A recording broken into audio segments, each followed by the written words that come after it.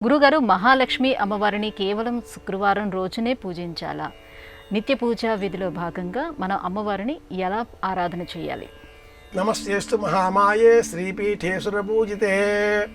అమ్మవారిని ప్రతిరోజు పూజించాలి. ఆరోగ్యం, ఐశ్వర్యం, ఆనందం అనే మూడు మనకి రావాలి అంటే అమ్మ అనుగ్రహం తప్పనిసరి. అందుకోసమని ప్రకృత్యై నమః, వికృత్యై నమః, విద్యాయై నమః, సర్వభూతహితప్రదాయై నమః, శ్రద్ధాయై నమః, విభూత్యై నమః, సురభ్యై నమః, వాచై నమః, పద్మాయై నమః లక్ష్మీ అష్టోత్తర శతనామావళిని ప్రతిరోజు ఇంట్లో ఉదయం వినాలి. లేదా కంఠోపాఠం అయిన ఎడల వంట చేసే సమయంలో పారాయణ చెయ్యాలి. లక్ష్యార్థే లక్షణార్థే అనేటటువంటి వ్యుత్పత్తి అర్థాలతో లక్ష్మి అంటే ఆనందాన్ని కలిగించడం అని అర్థం. లక్ష్మీ స్వరూపాన్ని మనం పరిశీలన చేస్తే సత్సంతానం, పిల్లలు బుద్ధిగా చదువుకుంటున్నారు, ఆనందం కలుగుతుంది. సంతాన లక్ష్మి అనుగ్రహం.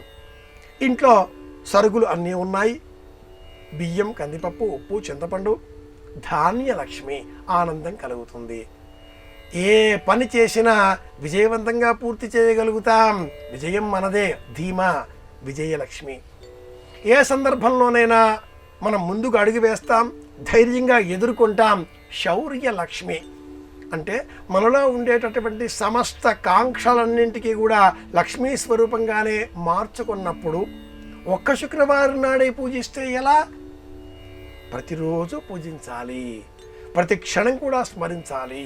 పూజించడం అంటే అర్థం చిత్రపటాన్ని పెట్టి, పుష్పమాలికలు అలంకరించి, అగరత్తులు వేసి, దీపాలు పెట్టి, ధూపాలు పెట్టి అమ్మను అదిరించే విధంగా, బెదిరించే విధంగా, భయపెట్టే విధంగా కాకుండా మనసులో నిలుపుకోవాలి.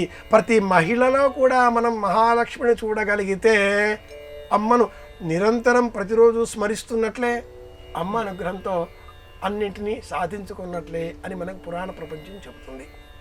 ఆరోగ్యం, ఐశ్వర్యం, ఆనందం ఈ మూడు కావాలంటే అమ్మను ప్రతిరోజు స్మరించుకోవాలి.